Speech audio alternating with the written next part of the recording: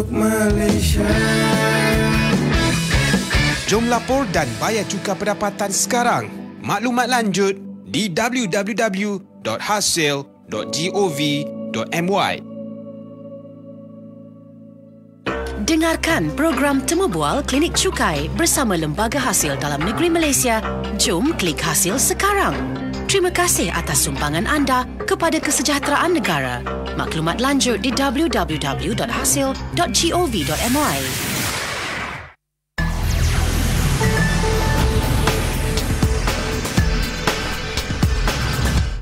Klinik Cukai bersama-sama dengan Lembaga Hasil Dalam Negeri Malaysia. Waktu ini saya Raifah Zulkifli. Ya, dan saya Natasha Aimi. Kita bersama-sama dalam program Klinik Cukai waktu ini nak bawakan topik tentang layanan cukai ke atas keuntungan harta tanah. Jadi tanpa membuang masa, kita bersama-sama dengan Encik Midhat Badri Syamir Ahmad Salimi, Pegawai Perhubungan Awam dari Lembaga Hasil Dalam Negeri Malaysia, Cawangan Ceras. Assalamualaikum Encik Midhat. Waalaikumsalam Raifah dan Natasha.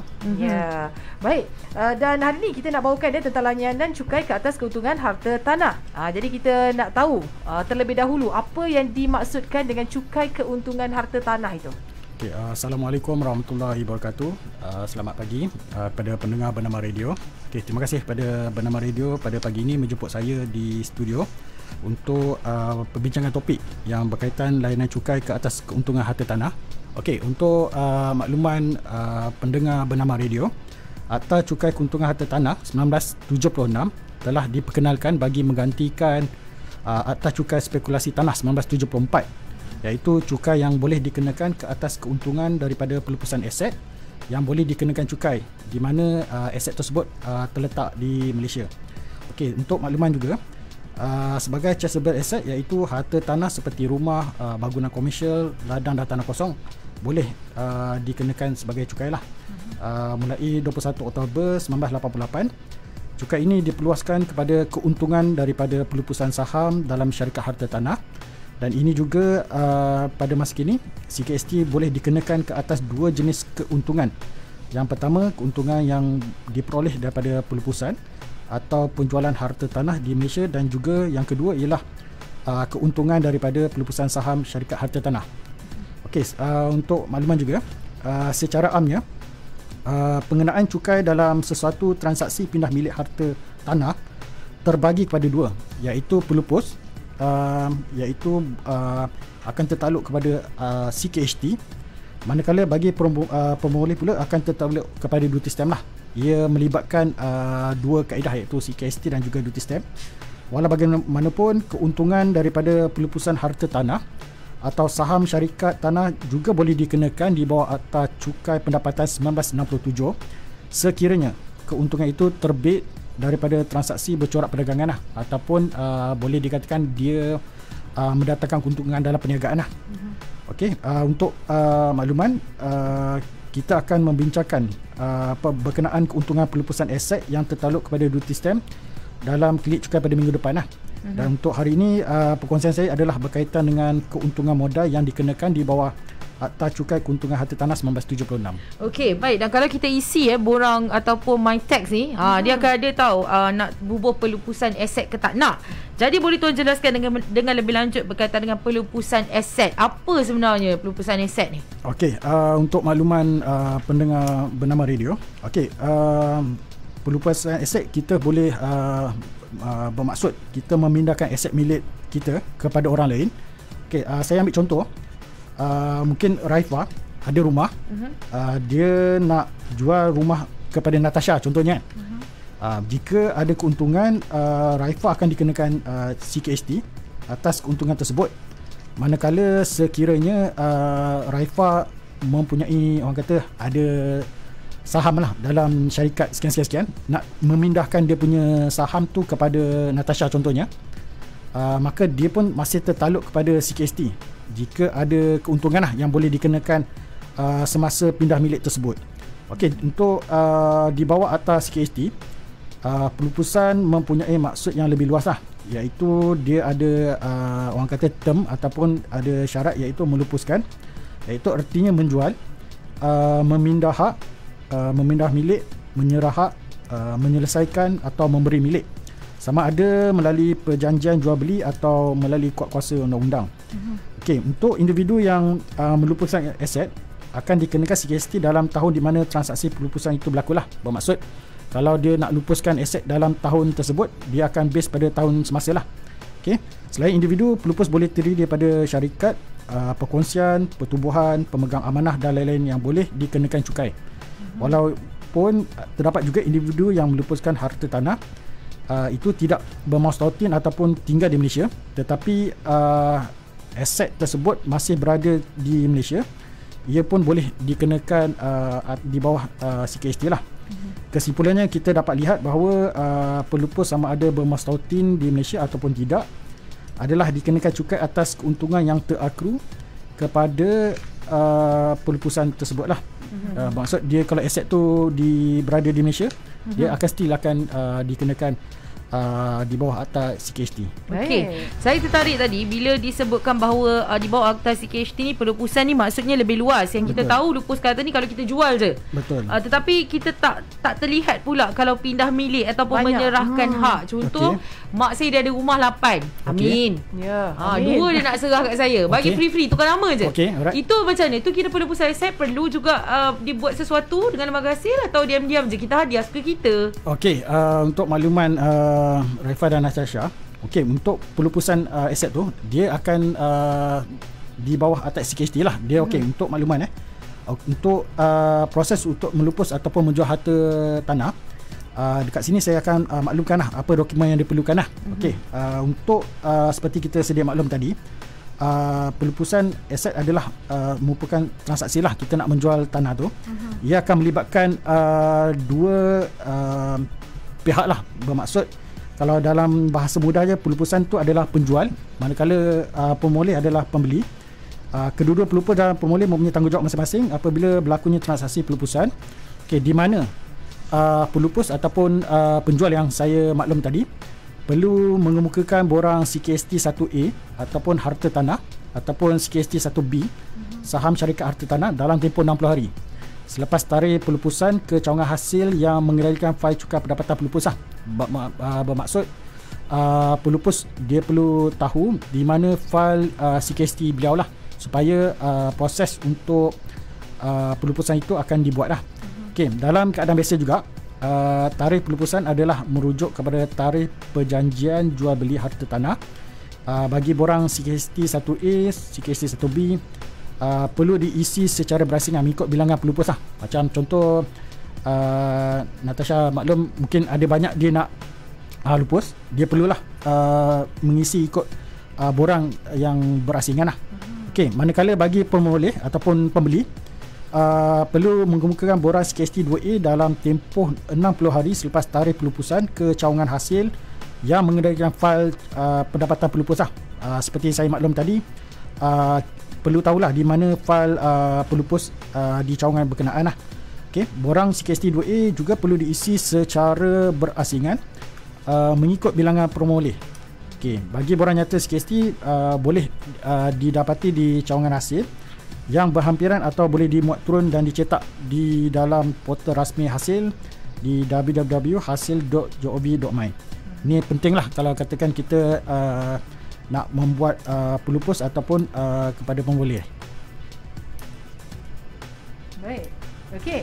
Itu dia berkenaan dengan kaedah yang betul dalam proses melupus ni. Baik, untuk cukai keuntungan harta tanah ini, jadi ramai nak tahu ni berapa kadar untuk CKHT bagi pelupusan harta tanah ni, Cik Bin Had? Okey, untuk makluman pendengar bernama radio, okey, di bawah akta CKST kita mempunyai kadar CKST.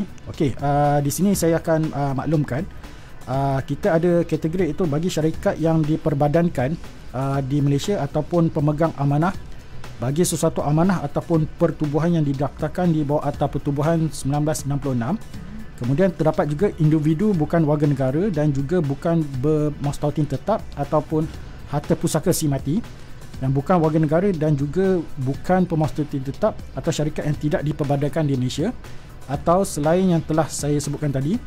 Contohnya bagi individu warga negara dan pemustautin tetap atau harta pusaka si mati warga negara ataupun pemustautin tetap, kadar CKST yang dikenakan adalah bergantung kepada tempoh pegangan aset tersebut. iaitu dari tarikh aset mula dimiliki oleh pelupus sehingga ia tarikh dilupuskan lah.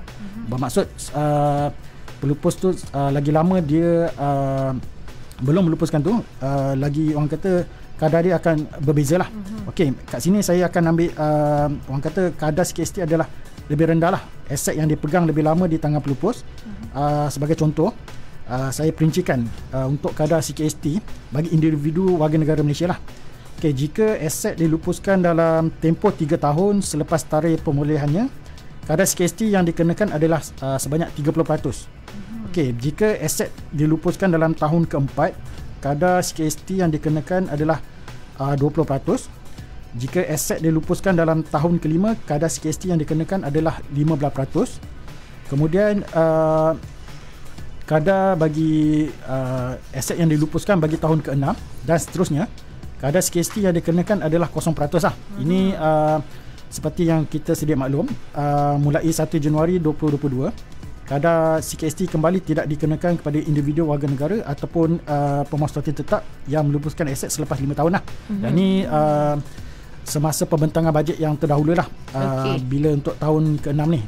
Baik, Cik Minat. Ya. Kalau sebut tentang yang kadar yang dikenakan ni agak tinggi jugalah kan. Sehingga 20%, 5% dan sebagainya. Kadang-kadang orang jual ni dia jual sebab dia memang tak ada duit. Kita kena bayar sederap ke? Boleh bayar runcit-runcit. Kasihanilah kami walaupun kami nak lupuskan aset, kami juga tiada harta lain. Terakhir punya. Okey, seperti saya maklum tadi lah, dia akan mengikut tempoh berapa lama dia punya pegangan aset tu lah. Kalau katakan dia aset tu lagi lama dia pegang, dia nak lupus tu, bermaksud kadar CKST tu adalah akan lagi rendah lah dia punya tu. Okey, untuk makluman pendengar bernama radio, boleh melihat jadual bagi kadar CKST ni di www.hasil.gov.my, di bawah jadual 5 atas CKST.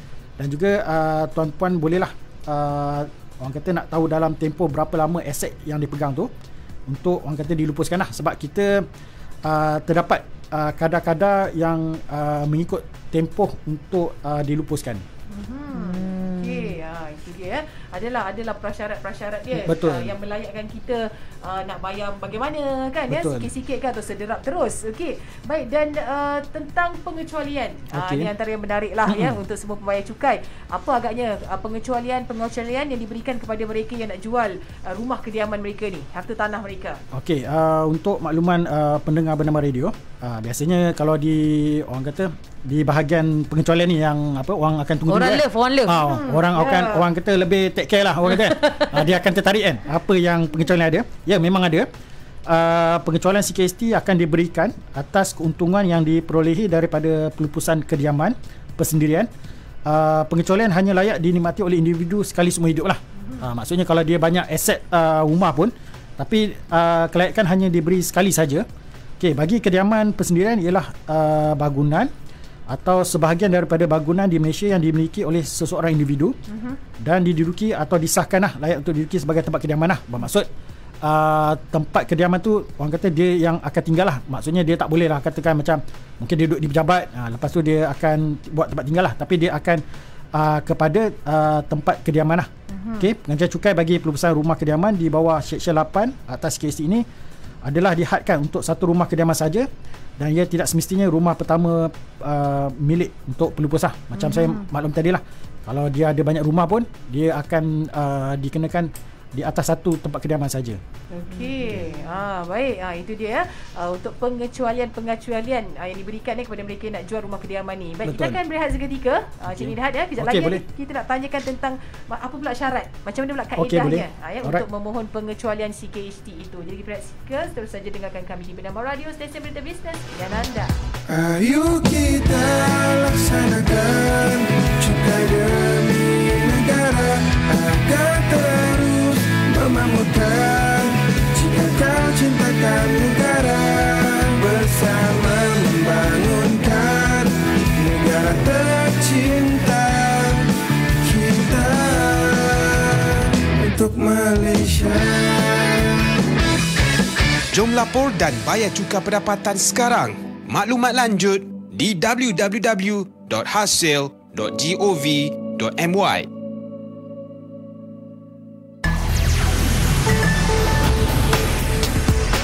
Kembali semula dalam Klinik Cukai bersama dengan Lembaga Hasil Dalam Negeri Malaysia. Topik kita hari ini, layanan cukai ke atas keuntungan harta tanah. Dan kita ada Encik Midhad Badri Syamir, Pegawai Perhubungan Awam Lembaga Hasil Dalam Negeri Malaysia Cawangan Ceras. Dan anda boleh tinggalkan soalan anda sebenarnya di live Facebook Bernama Radio. Kalau rasa macam kita jual rumah nak beranak je pun takkanlah kena juga cukai ni. Encik Midhad. Betul. Okey.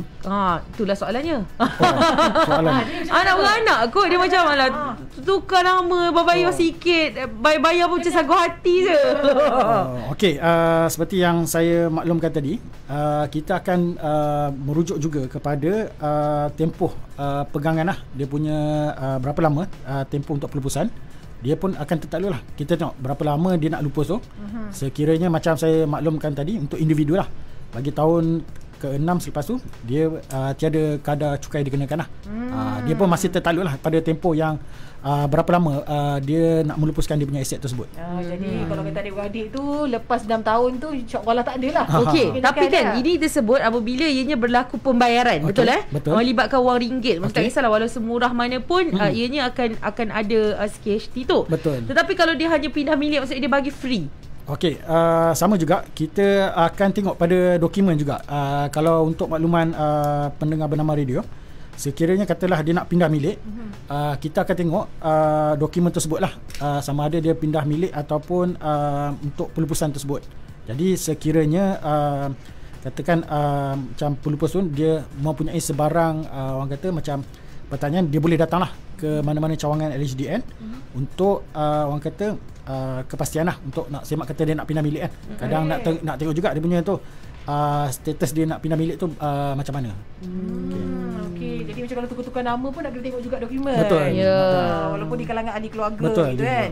Baik, jadi syarat-syarat dan juga kaedah nak memohon pengecualian CKHT ni. Okey, untuk makluman bagi syarat-syarat ataupun kaedah lah kepada pendengar bernama radio.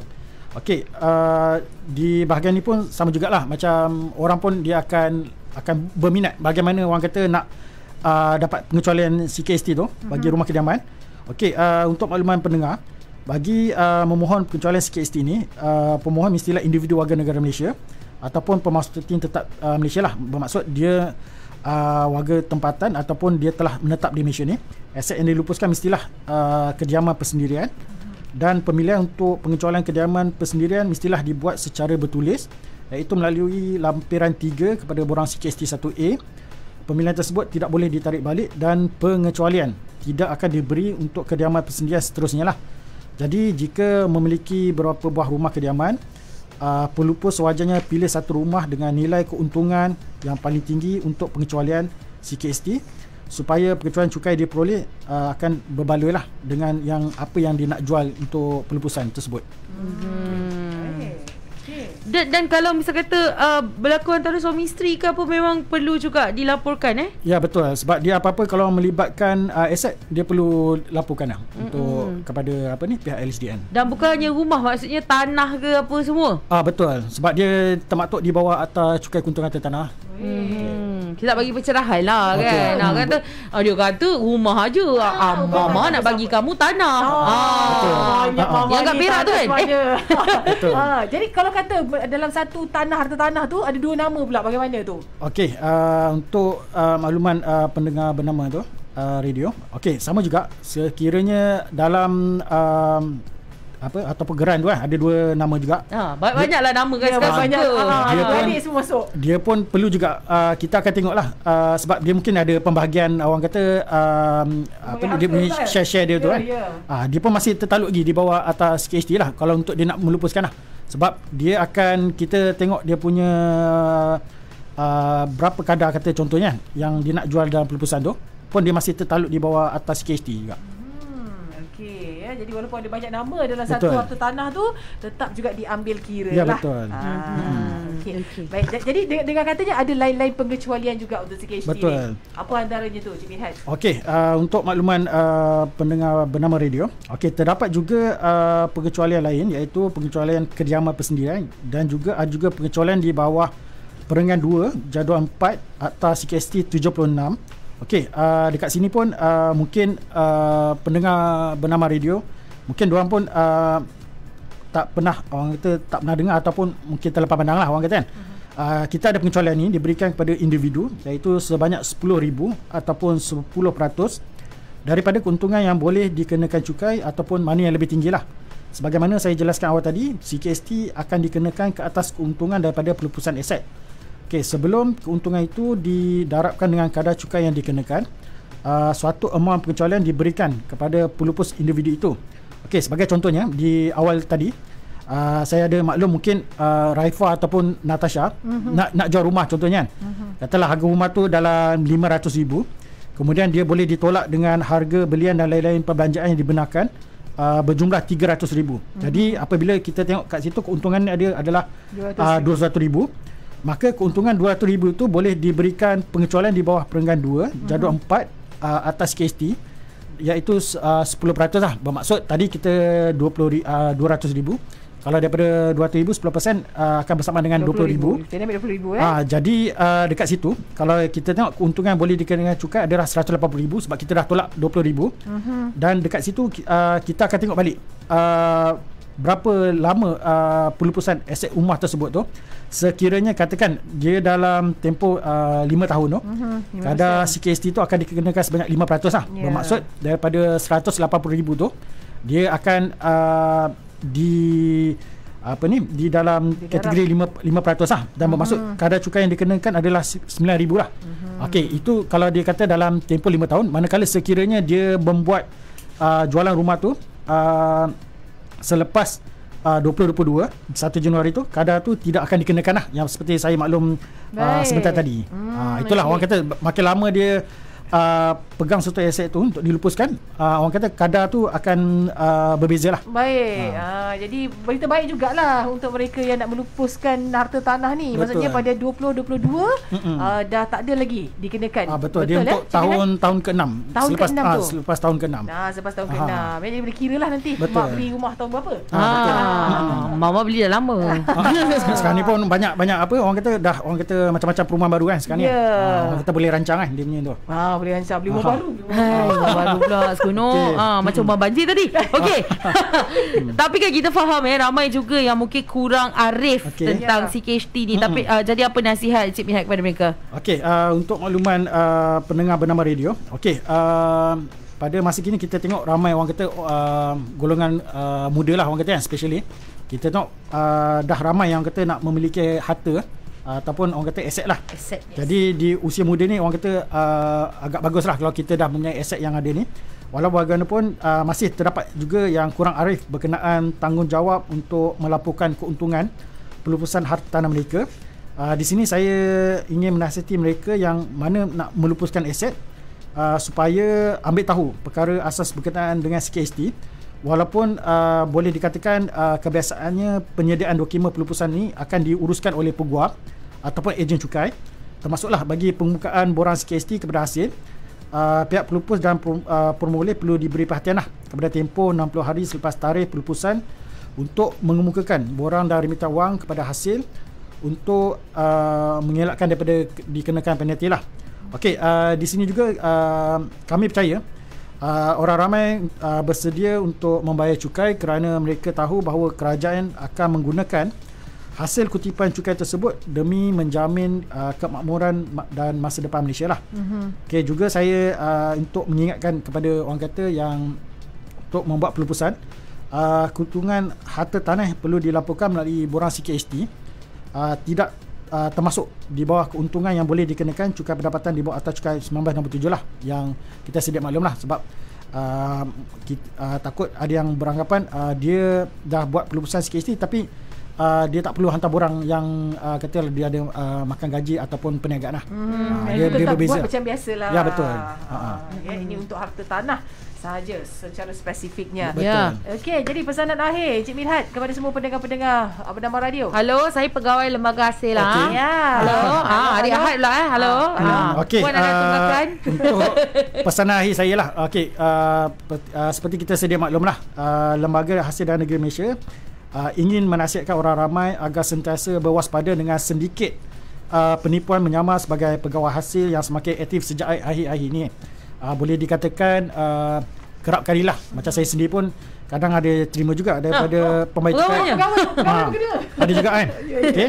Kemudian sentiasa berhati-hati dengan setiap panggilan, mesej, email maupun surat yang meragukan. Jangan dedahkan butiran diri dan perbankan. Pastikan bayaran tunggakan cukai dibuat hanya kepada hasil, iaitu bayaran cukai pendapatan dan cukai keuntungan harta tanah kepada Ketua Pengarah Hasil Dalam Negeri atau Lembaga Hasil Dalam Negeri Malaysia. Bayaran duty stamp kepada pemungut duty stamp, semak dahulu dengan hasil sekiranya anda ragu-ragu. Jangan biarkan anda menjadi mangsa sedikit penipuan percukaian. Dan juga maklumat lanjut, pendengar bernama radio boleh untuk menghubungi Hasil Care di talian 03 8911 1000 atau melalui www.hasil.gov.my. Sekali lagi saya ucapkan terima kasih kepada bernama radio kerana menerbitkan program Klinik Cukai ini. Dia harap ia dapat membantulah pendengar-pendengar di luar sana untuk memahami lebih sedikit sebanyak tentang percukaian mengenai cukai keuntungan harta tanah. Baik, itu dia pesanan dari Encik Midhat kepada kita semua dan juga pendengar-pendengar bernama radio. Baik, apa pun kita ucapkan jutaan terima kasih Encik Midhat Badri Syamir Ahmad Salimi, Pegawai Perhubungan Awam dari Lembaga Hasil Dalam Negeri Malaysia Cawangan Ceras, kerana bersama dengan kami dalam program Klinik Cukai pada hari ini. Terima kasih sekali lagi. Terima kasih. Terus saja dengarkan kami di Bernama Radio, Stesen Berita Bisnes pilihan anda. Demikian tadi program Temu Bual Klinik Cukai.